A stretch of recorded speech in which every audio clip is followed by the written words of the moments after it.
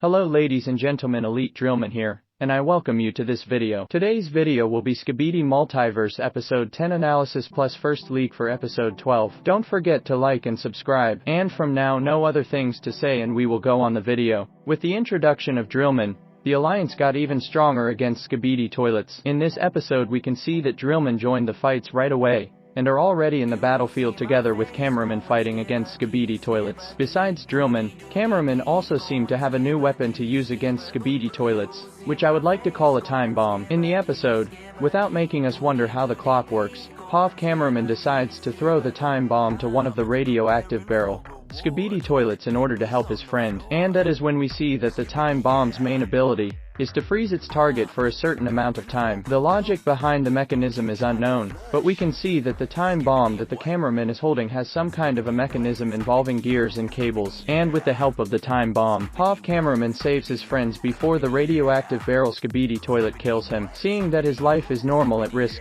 the cameraman decides to start mocking the Skibidi toilet by dancing around him, and he eventually flushes the toilet straight to the sewer. But our comedian cameraman seems to be celebrating early because 3 seconds later he's cut into pieces by the buzzsaw toilet. Remember kids, war is a terrible thing, but if you somehow happen to find yourself in the battlefield someday, don't ever forget to look behind your back before celebrating, or your head might get chopped off like a comedian cameraman anyways. After that little funny moment, POV cameraman tries to assess the situation by watching where the buzzsaw Skibidi toilet is going, and that's when him and the drillman next to him sees that they're outnumbered by Skibidi toilets, and they need to come up with a plan to get out of this situation. After thinking about it for a second, the drillman seems to have a plan to save themselves from the situation. I don't really know if it's the lack of oxygen to his brain because of the shocking situation, but this guy's brilliant idea is to dig a hole using one of his tools, probably hoping that they could hide it under a tunnel until the Skibidi toilets are gone. I literally had the same reaction as our POV cameraman,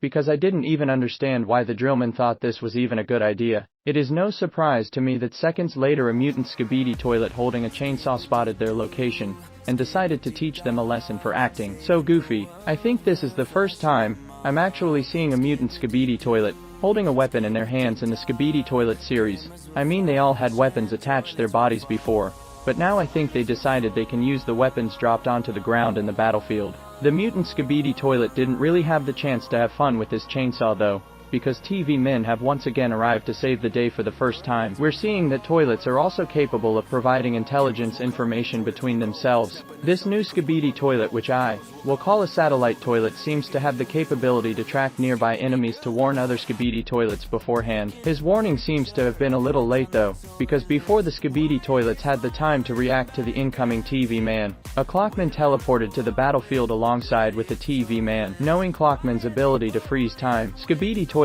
tried to stop the clockman, but they were too late. The clockman freed the entire battlefield, and bought time for the alliance to regroup and reposition. Here, we once again see that clockmen have a time limit to their time phasing powers, because the clockman hints to our POV cameraman, with his hand probably saying, "Look, time is ticking, you need to move." By taking advantage of the clockman's powers, the alliance's troops all start running to the building, which we will talk about in the upcoming sections of the video in detail. Along the way, they don't forget to take out a couple of Skibidi toilets as well. Our POV cameraman even doesn't forget to give a nice little smack to one of the Skibidi toilets along the way as well. Just as the alliance thought they were safe, the clockman's time freeze was over. An infected Titan cameraman arrived in the battlefield to help Skibidi toilets. If you remember from previous episodes, infected Titan cameraman was actually defeated by Titan clockman, but he was brought back to life and defeated Titan clockman in the end. Speaking of Titan clockman, we will see more of him in the upcoming sections of the video, so stay tight and keep watching. The arrival of infected Titan cameraman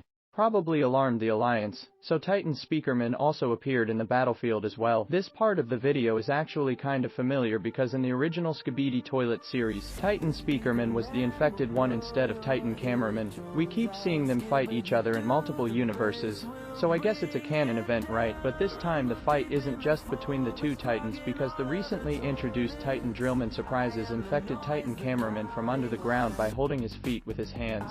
Here we can see the teamwork of Titan speakerman and Titan drillman, because as if they planned this ahead. Titan Speakerman immediately tries to remove the parasite Skibidi toilet from infected Titan cameraman, only to fail and fly away seconds later. It is actually no surprise to me that Titan Speakerman failed to separate the parasitor Skibidi toilet from infected Titan cameraman, because in the previous episodes we've already seen that Titan Clockman failed trying to do the same thing too. It is simply impossible to separate the parasite Skibidi toilet from infected Titan cameraman by hand without killing him. Titan cameraman manages to break off Titan Drillman's trap and tries to fly away. Drillman seems to have not given up though, because he still holds on the infected Titan cameraman by using his claws. Titan Speakerman also commands our POV cameraman to get inside. This is the last time in the episode that we see the three Titans. This building contains the dead body of Titan Clockman, and it is left to rot, laying next to the wall. Apparently, Skibidi Toilets decided to hide Titan Clockman's body from the Alliance. A few seconds after the Alliance enters the building,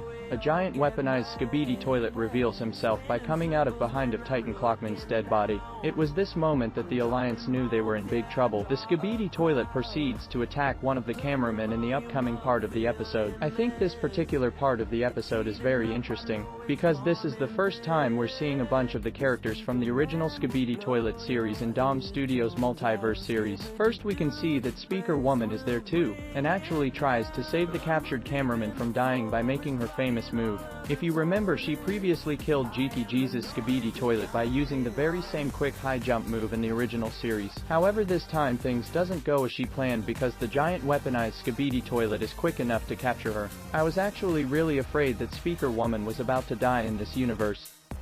Did you say that someone wants to kill my Speaker Woman? Where is he? I will kill him.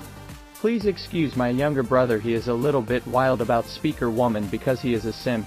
Do you want me to tell people what you taught me about someone? No, and go away. Where were we? Oh yes. Luckily though, our beloved brave Plunger came back with his new glitch toilet, and saved Speaker Woman from the giant weaponized Skibidi Toilet. Camera Womanman enters the building out of nowhere and finishes off the Skibidi Toilet to save the day. It seems that we will see a lot more of the original Skibidi Toilet characters in this universe in the upcoming episodes. Now let's move on with the last part of the episode. To wrap things up, Plunger Man gently puts Speaker Woman down, and in return, Speaker Woman claps her hands as a way of thanking him. Previously in the original series, she clapped her hands to congratulate Plunger once again when he saved a day. I guess Dom Studios is planning to make a lot of references to the original series like this in the future. After there is no toilet thread around anymore, our POV cameraman pulls out an interesting looking clock device that has something to do with Titan Clockman. I'm assuming this is a device that was supposed to revive Titan Clockman, because the next thing POV cameraman does is put the clock down right in from the Titan Clockman. If you look closely,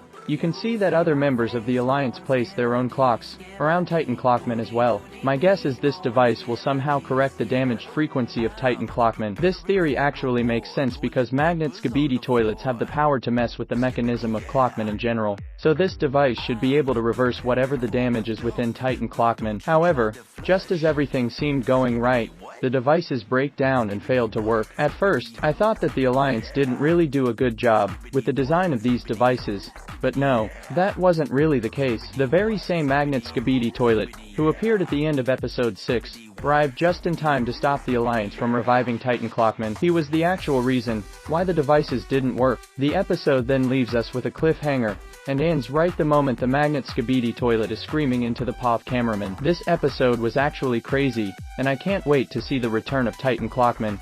Now on the leak a few hours ago, Dom Studios on their Discord posted this. I think that they must stop on the way to Clockman base because the toilets will attack them. Cause why would they stop? But I think that there is only half of the helicopters that fly to the rescue of Titan Clockman. If you have your own guesses of this leak, you can write them in the comments. This is all for this video, and I hope you enjoyed this video.